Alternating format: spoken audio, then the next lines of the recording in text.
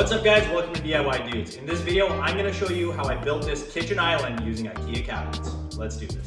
Okay, so the great thing about your IKEA cabinets is before you install them, you've gotta build them. So once you built any IKEA cabinet once, it's pretty much the same steps over and over. I'm gonna show you very quickly how to do it. So for this particular cabinet, the screw posts or whatever you wanna call them go in along the base. These wooden dowels also go in along the base.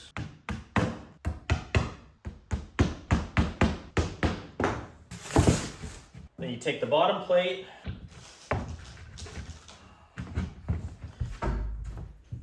I think the instructions actually say to install these guys first. I like to do it after I do the two sides and the bottom. The reason I do that is I find it easier to slide the back panel in place without those guys installed. So once you've slid the bottom panel into the posts, there's little screw washers that lock in place. So we've done the one side. Now we're going to do the other side.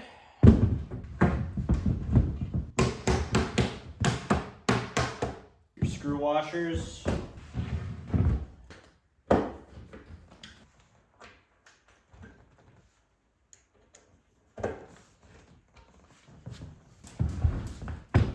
Okay, once you've got your two sides secured in place, then your back panel slides right in like that.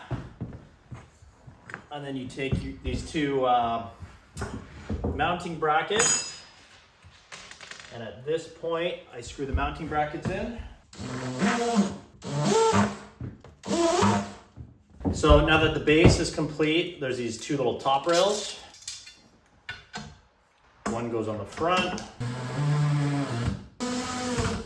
and this one goes on the back. The one on the back has these little clips that clip the top rail to the back panel just to stiffen everything up. Just push it in place.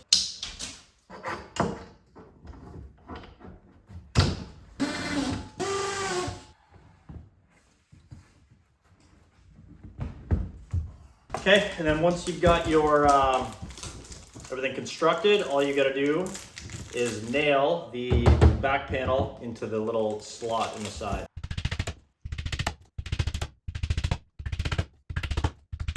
And then the last thing at the bottom, there's these two little spacers. So these guys make sure that your cabinet stays an equal distance off the back wall of this compared to this. So in my case, for the island, I actually want this cabinet to be as tight as I can to the false wall I'm gonna build behind it. So in my build, I'm not actually gonna use these spacers to make sure that my cabinet is literally touching the partial wall I construct behind. Okay, so I've got all my lumber cut for my bases, and what I'm doing here is I'm making two 2x4 stands that are gonna fit exactly the underside of my cabinets. The only difference to that measurement is I want my front of my support stand set back a little bit, about 3 inches from the front face. So my whole width of my stand is gonna be 21 inches, and it's gonna be exactly the width of the cabinet that's on top of it. So I've got my 2x4s all already cut. I'm gonna go ahead and screw these together.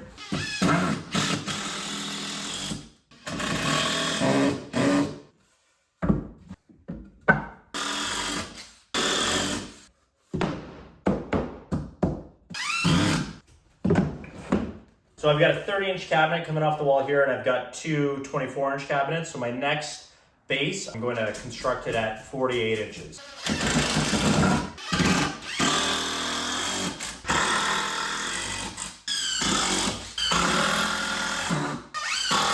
So my two bases are done. My cabinets are actually going to be something like this. I have two spacers here. Okay, so if my island was a nice straight square, this would be easy. I would just make sure it's square to the wall, screw the whole thing in. But my island has a nice little kink in it. So I'm gonna start with my first base. So my 30-inch cabinet's gonna go on here. And I've got this frame lined up so I'm square with the wall. I've got a laser to make sure that I've got a straight line all the way back to the wall that I'm screwing it to.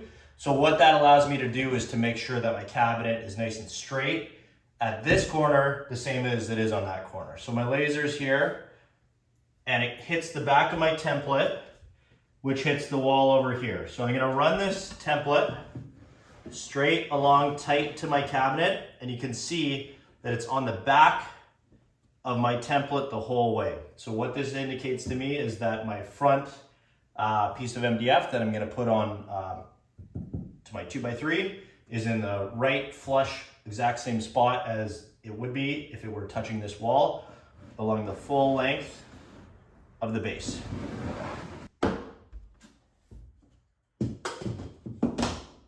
Get a level and make sure that your base is nice and level.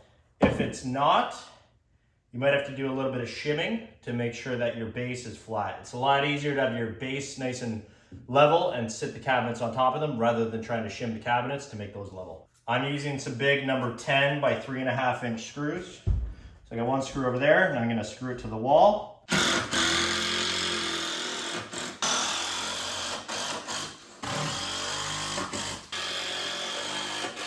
I'm gonna use a couple pieces of lumber just to temporarily screw this base to that base.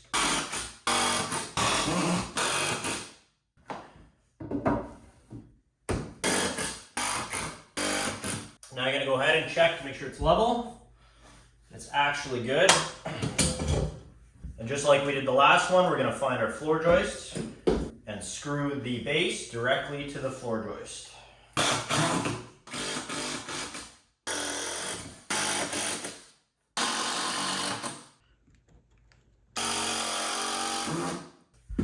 Okay, once you've got your base fully screwed into place, I'm gonna go ahead and remove these template pieces.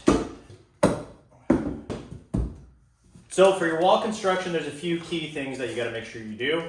I always like to install an extra vertical post on the edges just to make sure it's nice and stiff for whatever I want to nail to at that point.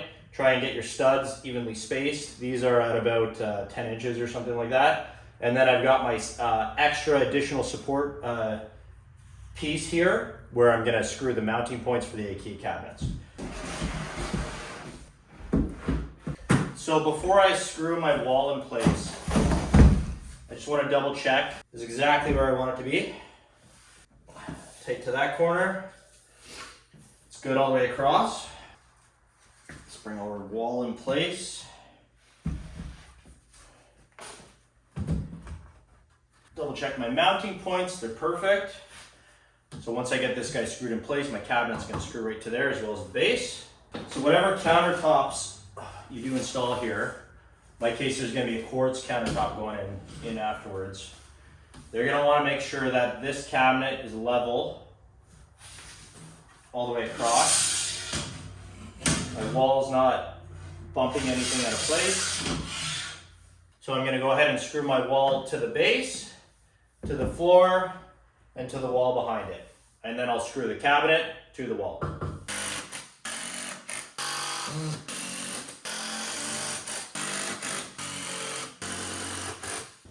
Okay, so I've got my second wall constructed and ready to be installed. So I'm gonna go ahead and make sure that I line it up along the back of my cabinets. And I've checked along the length of my wall. So once I actually screw this to the floor and to the base, it should be pretty level. So for the cover panel install, I've got this guy cut exactly where I want it. I'm gonna go ahead and I'm gonna slide it in. Okay, that looks really good. In my case, I want it flush with the bottom. Sometimes these cover panels as part of the design will go straight to the ground, but in my case, they're flush with the bottom. Usually when you're not against the wall, you use clamps to clamp this guy in place, but since I'm tight to the wall, I'm just gonna go ahead and sandwich the cover panel between the cabinet and the wall and screw it in place using the IKEA provided screws.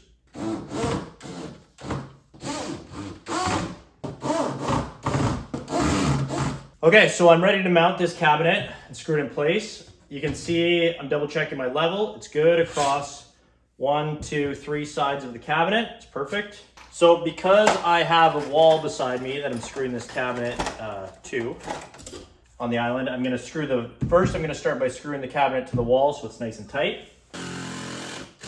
Next, I'm gonna screw it to my base below. Now, I'm gonna use the mounting points to screw it to the back wall. Okay, this cabinet is installed and not going anywhere. Okay, so for these two cabinets here, before I mount them to the back, I wanna make sure that they're flush and even with each other. So I'm just gonna use clamps. Tighten the clamps in place. One at the top, one at the bottom. Make sure that's nice and flush, straight up and down. And then use the IKEA screws to screw each cabinet to the adjacent one. Once they're screwed in place, the clamps come off. And then for this set of cabinets, my outside one is flush with the edge of my wood. It's good. This gap is gonna get filled with some filler pieces afterwards, but that's good. Let's check the level. It's also good. Good. Good. And these two cabinets, because my edges are exposed, I'm gonna install the cover panel after I mount it. And at this point, once you're happy with the placement, just be careful not to move it, but go ahead and screw it in place.